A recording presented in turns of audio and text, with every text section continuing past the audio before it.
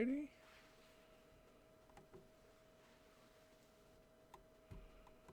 Hello, brothers and sisters, and welcome back to an all-new Sermons in the Park.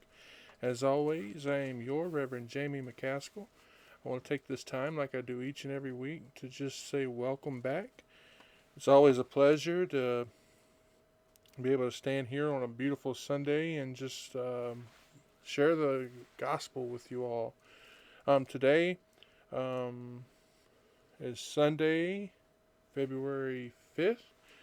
2023, and I just want to say like I said, it's a blessing just to be able to be here with you. It's a blessing to know that each and every day I meet new and wonderful people that I'm able to share the gospel with.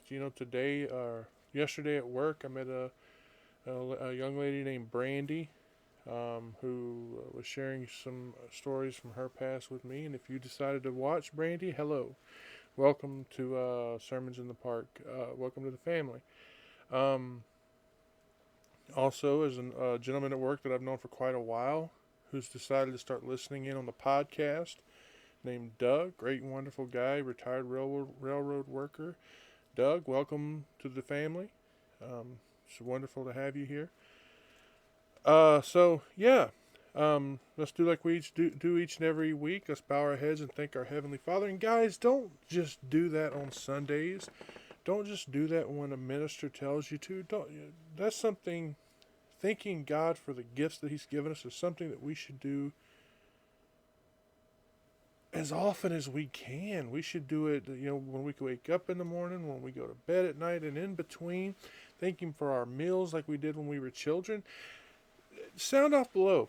Was that something that you were raised to do, is to say grace over all of your meals? And then here's something else. Do you still do it? Something that we should all be doing, right? Thank Him for the food. Thank Him for your children. Thank Him for your pets. Thank Him for breath. You woke up this morning breathing, didn't you? You should thank Him for that. So let's bow our heads and thank Him now. Heavenly Father, we come to you with open hearts and open arms just to say thank you. You're great, you're wonderful, you're loving, you're all-powerful, you're almighty, and you care for us here on this planet even though we are the equivalent of ants knocking at your larder door. And we say thank you for everything that you've given us: food, air, family, breath, life, everything, water. There's just so much that you've done. Hair on our head. It's all because of you. The fact that we're able to get up in the mornings and go to work and do our jobs, it's all because of you. And I know, Father, we complain because we don't think about the things that you've done. We don't think about how it's a blessing just to do the things that we do. So we now say thank you. And we love you, Father, in the name of your Son, Jesus Christ. Amen. So, as I said, I know that there are new people watching and learning about our ministry, whether it be on the podcast, or YouTube, or BitChute, or Rumble, wherever. We have people learning about it all the time. So, and because of that, I want to make sure I say, like I do each week, I know some of you probably listen or watch and you get tired of me doing this, but what we do here is we read and review. We take a book from the Bible and we read it book by book, chapter by chapter, verse by verse, and say it all with me here, sometimes word by word, because words change over time. The meanings of words change. I'll give you an example, because this is one that a young lady that I used to work with, she didn't realize. The word whoredom used to mean passion. But now it means something else, right? The book we're on now is the book of Genesis, and we're up to chapter 20. And last week we were with Lot and his family, right? And this week we're back to Abraham.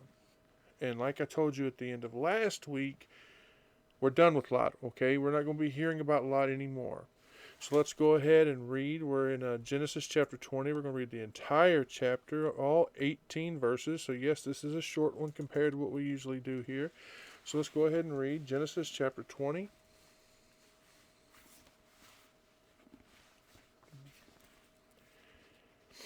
We see, and Abraham journeyed from thence towards the south country, and dwelled between Kadesh and Shur, and sojourned in Gerar. And Abraham said to Sarah his wife, said of his sisters. I'm going to reread that verse. And Abraham said of Sarah his wife, she is my sister. And Abimelech, king of Gerar, sent and took Sarah. But God came to Abimelech in a dream by night, and said to him, behold, thou art but a dead man, for the woman which thou hast taken, for she is a man's wife. But Abimelech had not come near her. And he said, Lord, wilt thou slay also a righteous nation? Said he not unto me, she is my sister. And she, even she herself, said, he is my brother. In the integrity of my heart and innocency of my hands have I done this.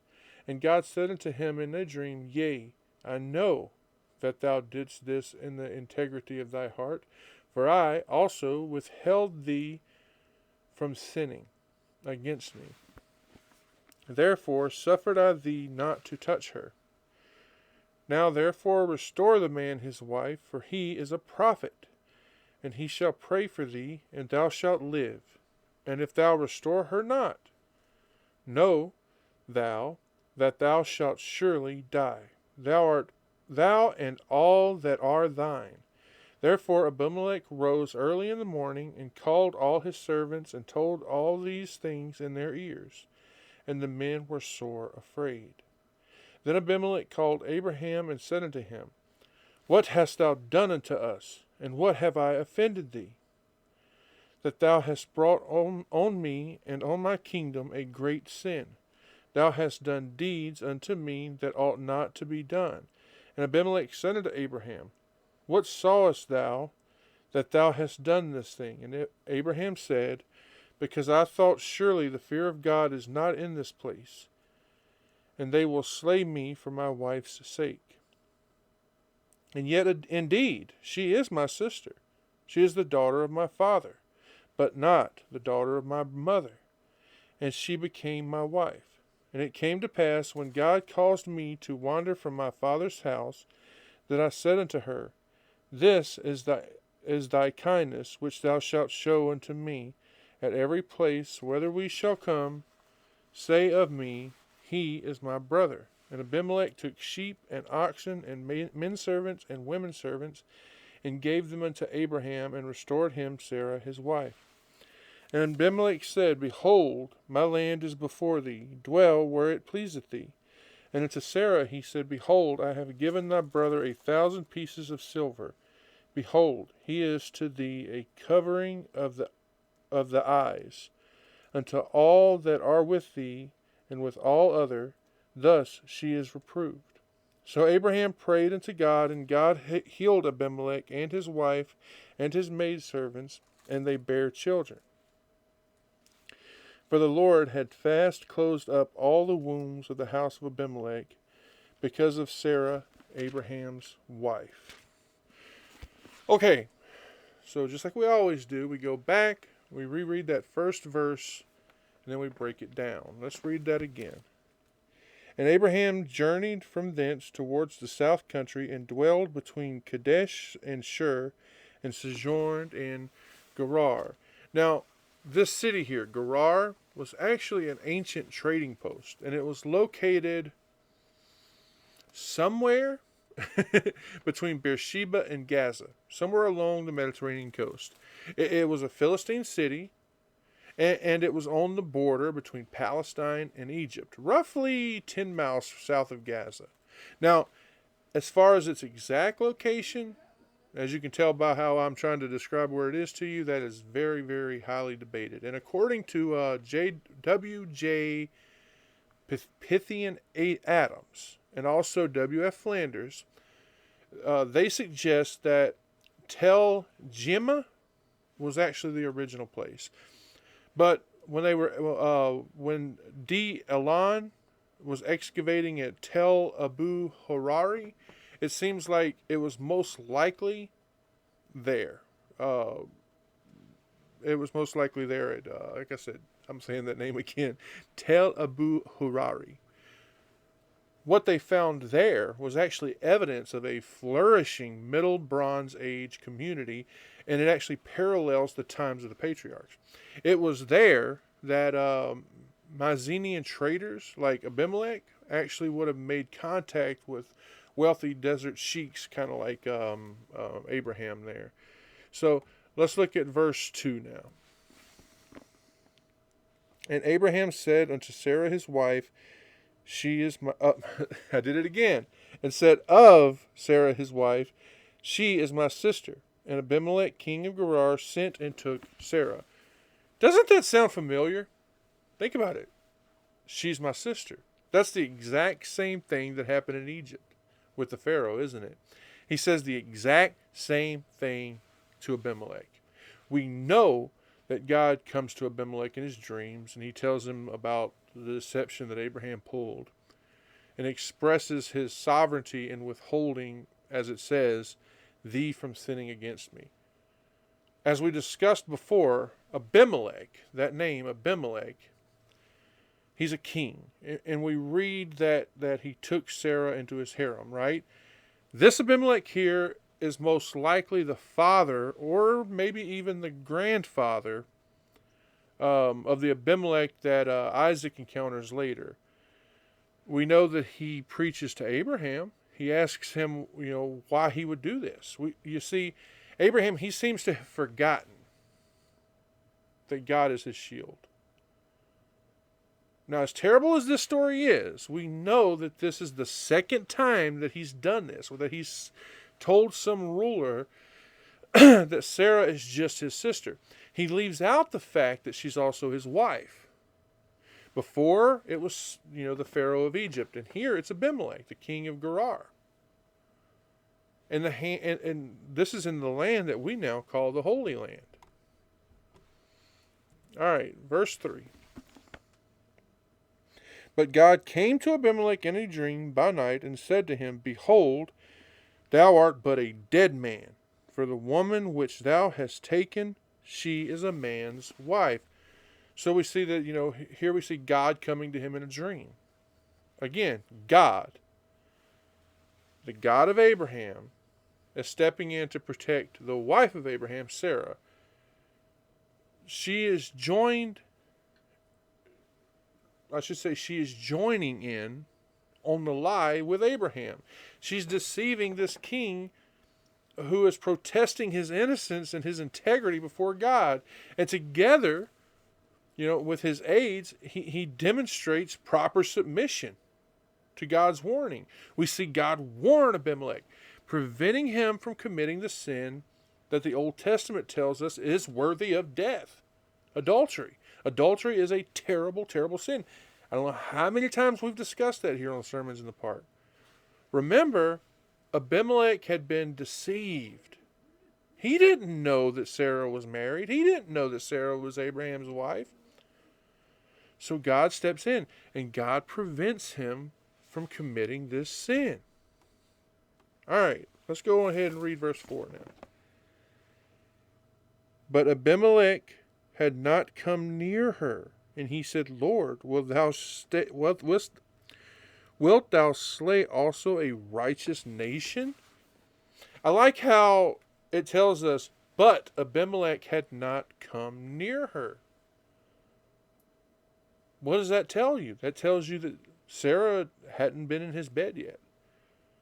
She'd only just been taken to the palace and given her lodges. He had not laid down with her. This is what this phrase is telling us. Now, if you go look at the Septuagint, you'll read that it says, had not touched her. Just like we see in verse 6. Then we see Abimelech say, Lord, wilt thou slay also a righteous nation? Now, this could mean his family. a family who had nothing to do with his affair. Or it could mean his whole kingdom, who let's face it, were not known as a nation of righteous men. As far as what is going on here with Sarah, there was no criminal at all, right? But God must have either threatened to destroy Abimelech's people, if he did not give Sarah back, or God knew that the people, or I should say, Abimelech knew that the people would suffer for the crimes that he committed. Abimelech acts like a father here. He shows affection. He shows care for his country, and I think that is why so much emphasis is put on that word. Also, it's like he's saying, "Will you not only slay me, but my whole nation?" This is not it. They're not at fault here. And God is just, isn't he? He's not going to destroy innocent people. Think of Sarah's age here as well. She's old, and she's desirable to men. Isn't that amazing? I think that when God restored Sarah's reproductive abilities, he must have restored her youth as well. Let's go look at verse 5 now. Said he not unto me, she is my sister? And she, even she herself said, he is my brother. In the integrity of my heart and innocence of my hands have I done this. He says, said he not unto me, she's my sister. This tells us that Abimelech had a personal conversation with Abraham. He had asked him, who is Sarah? What she was to him. And Abraham had told him she's his sister. Abimelech asks God about this, doesn't he? And God, he knew what Abraham said. The verse goes on, and she, even she herself said, he is my brother. So he must have also asked Sarah. And she told him the same exact thing. Abraham's my brother. So Abimelech had every reason to believe this. They both told him the exact same thing. And I'm sure that Sarah was the one who convinced him even more, right? He must have depended on her and believing that, she told him the truth. The verse goes on. In the integrity of my heart and innocency of my hands have I done this. His heart was true. He did not intend to use her to gratify his lusts. He was going to marry her. He was going to make her his wife. There seems to be no evil thoughts in Abimelech's mind here. Even though, as we learn later, he did have a wife. At this time, people had accepted polygamy, though. Even though, I'm making a point here, God did not. Now, did he use violence to take Sarah? No. This seems to be something that was agreed upon. Let's face it, guys. Abimelech was the one who'd been deceived. Abimelech was the innocent one here. All right, let's go to verse 6. And God said unto him in a dream, yes, I know that thou didst this in integrity of thy heart. For I also withheld thee from sinning against me. Therefore suffered I thee not to touch her. It says, and God said unto him in a dream. This is the second time already that we've seen God communicating with Abimelech, telling him, I know that thou didst this in integrity of thy heart. God's telling him he knew what had happened. He accepts Abimelech's plea. It was a great testimony of his integrity here, isn't it? Abimelech, he seems to be a man of great honor, especially in this situation. The verse goes on. For I also withheld thee from sinning against me. You see, Abimelech, he committed this act of adultery with her. It would not have been against her. It would not have been against Abraham. It says against me. This is a sin that would have been committed against God. And think about this. This is before the Ten Commandments. All the sins against your neighbor are against God.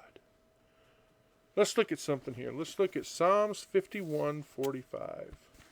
And I left my phone way over there after I picked it up.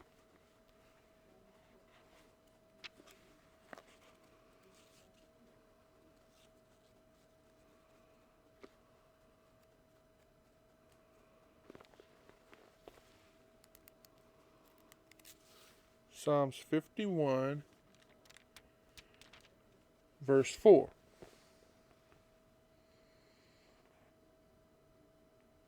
Against thee only have I sinned, and done this evil in thy sight, that thou mightest be justified when thou speakest, and be clear when thou judgest. And it was for this reason that God is restraining Abimelech. Maybe he set some impulse on Abimelech's mind, making him wait, right? Maybe he threw some kind of a wrench in the waterworks.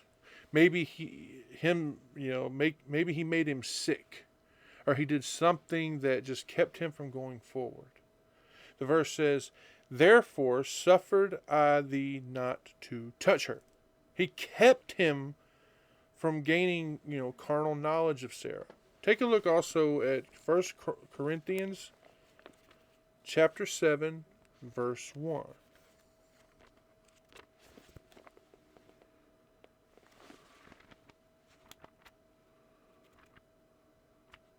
1 Corinthians chapter 7, verse 1.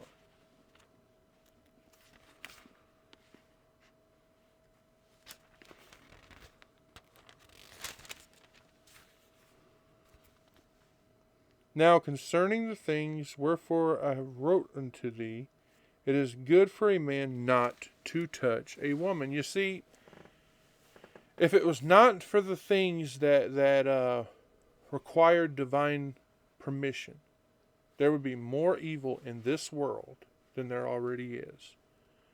We are restrained by the power of God's providence. And here we're seeing this sin here being prevented. Just think about that. If Abimelech had not been kept away from having sex with Sarah, Isaac's legitimacy could have been called into question. I think that is why we're reading Abimelech here saying, I never touched her. The verse says, withheld thee from sinning.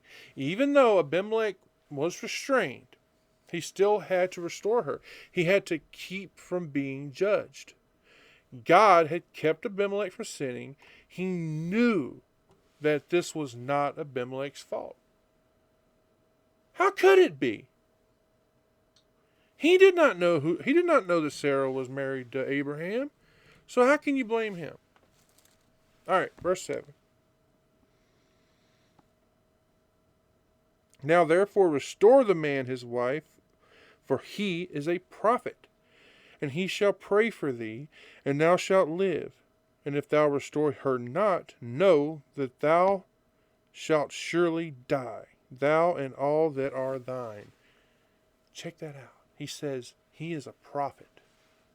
In spite of the fact that Abraham lied, Abraham still serves God. He was the intermediary. He was the intercessor for Abimelech here. He's also another one of those, this right here is also another one of those firsts. This is the first time that word prophet is in the Bible. This verse here identifies Abraham as being recognized by God to speak on behalf of Abimelech.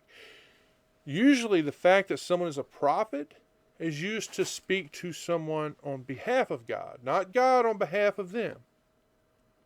We see God giving Abimelech a chance to go and make it right because Abimelech's innocent. This is just like how he gives you and I a chance to repent. And we have to. We need to do it before God is angry and before his anger is kindled and our punishment begins. This also shows us that it's not wrong for a minister to pray for you. Read it again. He tells Abimelech to have the prophet pray for him. Also, take notice of the fact Abimelech continues to sin. And he does not heed the warning that he will die. Go to verse 8 now. Therefore Abimelech rose early in the morning and called all his servants and told all these things in their ears, and the men were sore afraid. It tells us that Abimelech rose early in the morning, right? That's simple. You understand that. It's just telling us that he slept all night and that the dream came to him at night, right?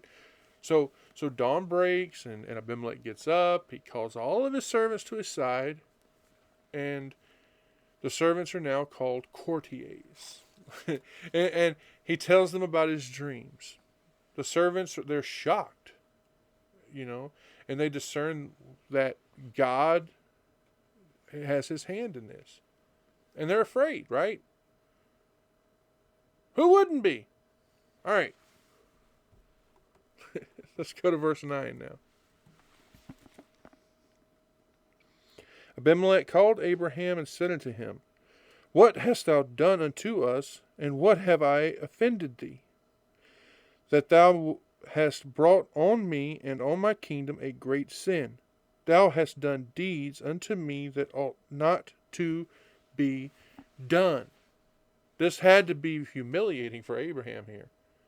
This heathen prince, not just a prince, a heathen prince, came at him and says, as the verse says, What hast thou done unto us? Admit it. Each and every one of us would rather be Abimelech here, wouldn't we? Even though, let's face it, Abimelech expresses his disapproval in a respectful way. I'm sure that he was very angry. Abraham had brought down divine displeasure on him by withholding the truth that, hey, Sarah's not just my sister, she's also my wife. The verse says, Deeds unto me that ought not to be done. What does this show us here? This shows us that the nature of what Abraham had done, doesn't it? And here he is being humiliated by a king, a heathen king. All right, verse 10. And Abimelech said unto Abraham, What sawest thou that thou hast done this thing? Just check out how calm and how dignified Abimelech is here. He's in the right here. He should be confronting Abraham about what he did. But we see that he's respectful in how he's doing it. I like how he lays the blame right where it belongs, right at the feet of Abraham. Think about the pain that Abraham could have caused. Abimelech just right out demands him, Tell me why. Why did you do this? Now, Abraham, he comes back with 3 reasons. 3 reasons that we're about to read here in a little bit. But the first is that he thought that Abimelech's people did not fear God. And why does he think this? Because of what happened in Sodom and Gomorrah. Secondly, that it was because he feared death. Then lastly, he says that it was because Sarah's his half-sister, and that's why he lied. But come on, guys. Abraham did not, he had no reason to do this. God is always going to provide for him. And that right there, what God provides is also protection for him. Okay, verse 11 now. And Abraham said, Because I thought surely the fear of God is not in this place, and they will slay me for my wife's sake. And it starts off right there with them same old words. And Abraham said. I know it's silly for me to point that out. But I want you to understand that it's Abraham speaking. He's speaking simply and honestly. We learned that he thought that there was no true religion in Gerar. That the people who lived there, that they didn't fear God. He knew that if this was true, that nothing was there to keep the people from some kind of gross sin. That's why he says that the fear of God is not in this place. This shows us that the worship of many, many gods, like we call it polytheism, was in the world. Abraham, he was afraid that people would kill him to get Sarah, so he did this for Sarah's sake, right? No. He did it for his own safety. Even though Abraham trusted God, he did not show this to be consistent. He uses these unlawful tactics to protect himself. He tries to use a less serious offense. I mean, she really is his half-sister. So he's not technically lying. He says, and they will slay me for my wife's sake. He thought that these people, that they would kill him so that they could marry Sarah. Now, in my opinion, that is the lamest excuse I can come up with. Think about it. Did Abraham have a right to judge these people? No. That's not for Abraham to do. That's for God to do. All right. Verse 12. And yet indeed she is my sister. She's the daughter of my father, but not the daughter of my mother. And she became my wife. He tells him, she is my sister. He's saying essentially, I never lied. That he only told him half the truth. So you're going to ask, what I figure you'd ask is, what is a lie?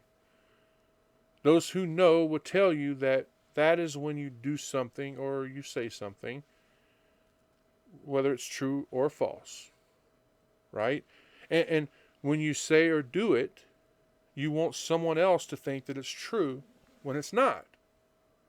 So essentially, if when you say or you do something, you're doing it so you can deceive them. It doesn't matter if it's true or not. It's only done to deceive. So Abraham says that Sarah is the daughter of my father, but not the daughter of my mother. If we were to look at the annals of Ibn Batrak, we see where he says about the ancient traditions, Terah first, I'm reading directly off my computer screen here. Terah first married Jonah, but when he had Abraham, afterwards he married Tehevita, by whom he had Sarah.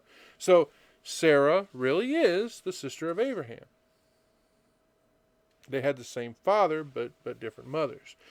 So Abraham is saying, hey, I didn't lie, which is true, technically. But he did deceive Abimelech because Sarah was his half-sister and his wife. Okay? So, yes, he told the truth and lied at the same time. All right, verse 13. And it came to pass when God caused me to wander from my father's house that I said unto her, this is thy kindness which thou shalt show unto me. At every place whither we shall come, say of me, he is my brother.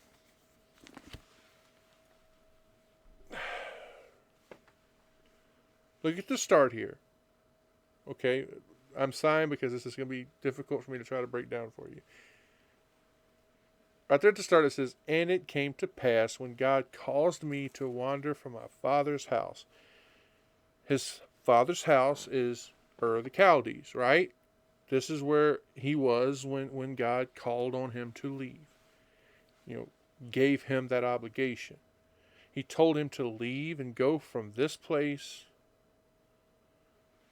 from place to place, right? Now, look what Hebrews tells us about this. Hebrews chapter 11, verse 8.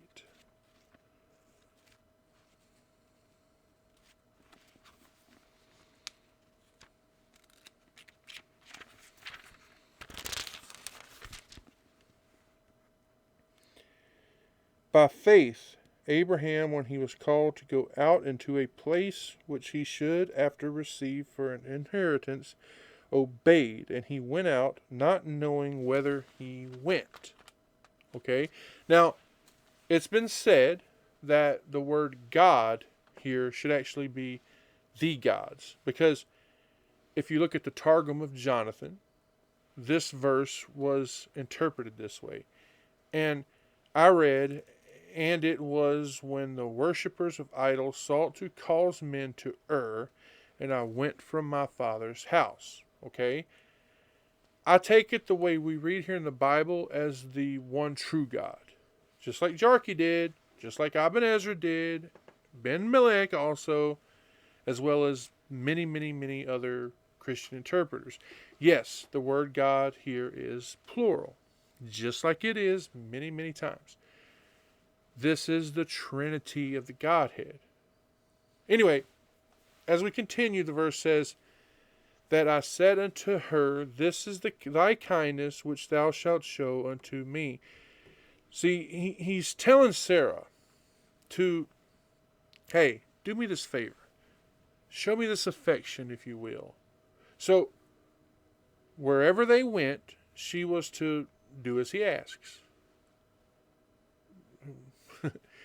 Protect him, right? He was afraid that people would kill him so that they could take her. He tells her to tell everyone, hey, he's my brother. Abraham hoped that if she would tell people this, they wouldn't kill him, but that they would seek his favor for her.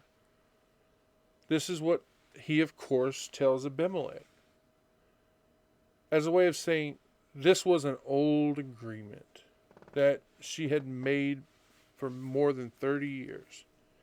They made this agreement when they first left Ur of the Chaldees, and he's hoping that Abimelech would see that this was not some scheme that they had cooked up for his sake. That it was not, his intention to deceive Abimelech.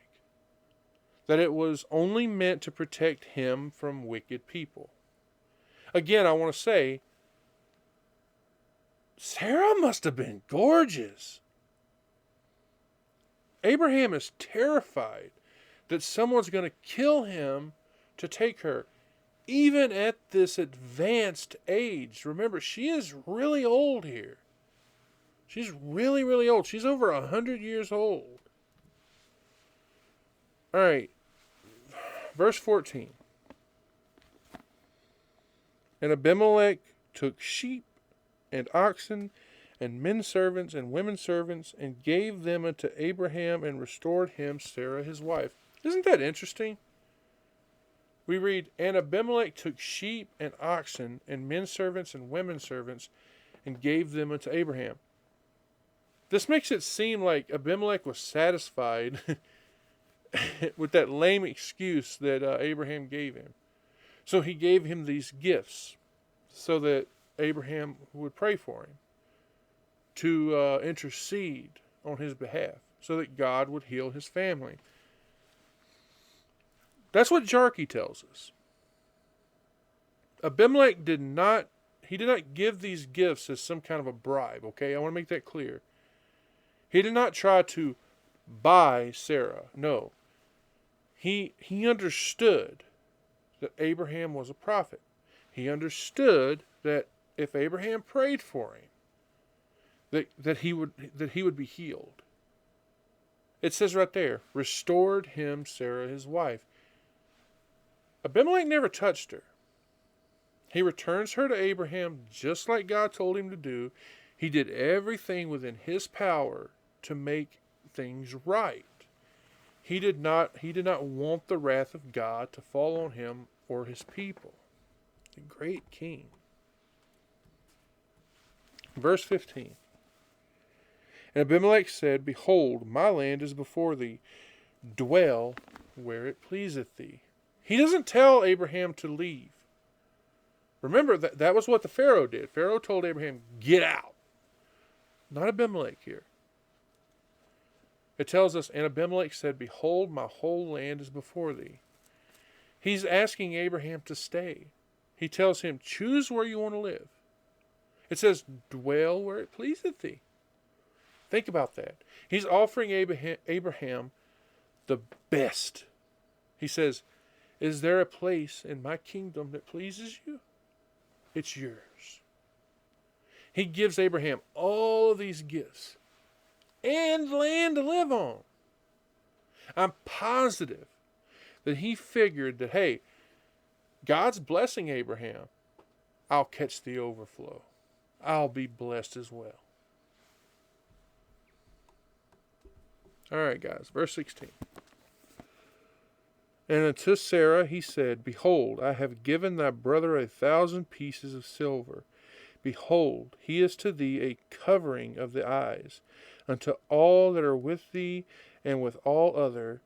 Thus she was reproved. Did you catch what he said there? He said, behold, he is to thee a covering of the eyes. Literally, a covering for the eyes. Meaning he's keeping her from suspicion. Then it says that thus she was reproved, meaning that she was vindicated. There are several other passages that use similar legal connotations. We see in Genesis chapter 21, verse 25, which we'll probably get into next week. And Abraham reproved Abimelech because of a well of water which Abimelech's servants had violently taken away. Also Genesis chapter 31, verse 42.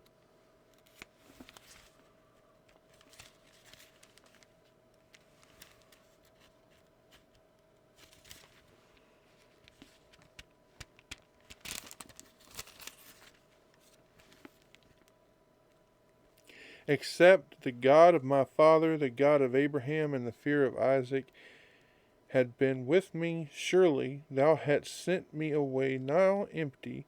God hath seen mine affliction and the labor of my hands, and rebuked thee yesternight. So we know that a better word for reproved is justified. Now, hold on, we're going to take a moment to talk about that. That large gift that Abimelech gave them. This 1,000 pieces of silver. If you've been following me for a while, you know that the word pieces it's not accurate. They would not have been actual pieces because they had no value. It was the weight that mattered. Okay? Anyway, yes, this gift was large. That's all that we know. It was a way of proving his high esteem for Abraham and Sarah. And also, when you think about it, it would stop them from scoffing at each other. Also, I think that for you new listeners, I should mention the importance of silver in the Bible. Silver is a symbol. It symbolizes redemption. I'm sure that had to do with the gift of silver being given here. There was a custom in countries like in the East there where they would cover a wife's head with a veil. This sin was her husband's. This sin belonged to Abraham more than it did Sarah. Okay? All right, let's get to verse 17 now. So Abraham prayed unto God, and God healed Abimelech and his wife and his maidservants, and they bare children. Just like we discussed, Abraham, he prays for Abimelech, which is amazing considering what happened. What do we read happened when he did it? It says, God healed Abimelech. This intercession by Abraham saved Abimelech's life. And it removed the bareness that had fallen on his household. Okay, so here we are. We're at the last verse for today. We're at verse 18, which says, for the Lord had fast closed up all the wombs of the house of Abimelech because of Sarah, Abraham's wife. I read where some believe that this is speaking of some large tumors that had kept them from their husbands, and that because of this they couldn't conceive. Anyway, this was, as the verse says, because of Sarah, Abraham's wife, because Abimelech had taken her into his home, right? And because of this evil, God struck all the women barren. You see, he leaves nothing to chance. He made all of the women in Abimelech's home barren. And he did that so when Abraham prayed for him and for his home, God would heal them. And the women could now have children. How many times do I need to remind you that for women in the Middle East, especially at this time, women there felt like if they could not bear children, then they were cursed, because they wanted children. They wanted to carry on legacies of their husbands. It meant more to them. And if they didn't have a child, they would kill themselves. They would. It was horrible to them. It was horrible not to be able to bear children. You know, I know that might seem strange to you now, but that was a big thing back then, especially in that part of the world. So, anyway, I want to thank you all for joining me here. I'm thinking about doing an interview with a friend of mine on the podcast. Guys, if you haven't already, go check out the podcast. It's a wonderful, you'll learn so much more on my podcast than you do here. You learn a little bit about deliverance ministry, things like that. And one of my friends is a member of an order of an offshoot, if you will, of the Catholic Church, known as the American Old Catholic Church. And I thought about having him on here just to kind of speak about that on the podcast. So you can learn a little bit more about that, because I know I don't know about you, but that was something that was new to me when I learned about it. I met Bishop James Long a long time ago. Great, wonderful guy. He is the bishop, the head bishop of the American Old Catholic Church. And my friend, who I would be interviewing, he's on his way to becoming a deacon in the American Old Catholic Church, and he works with the Bishop James Long, and he's into deliverance ministry. But they call it exorcist, right? And I thought about having him on the podcast as an interview. Me and him were discussing that, just to kind of teach you guys a little bit about like what the American Old Catholic Church is, where it came from, how long has it been around, just things like that. If you haven't already, I made a post on my Facebook and about there's a online store called Our True God, and as a follower of the ministry here, you get 20% off of anything you buy over there. I wear their hat. If you follow me on Facebook and Twitter, you've seen the picture of me wearing the hat that says Jesus took naps. Be like Jesus. Which is a reference to when Jesus was sleeping in the boat during the storm. It's my favorite hat. I wear it everywhere.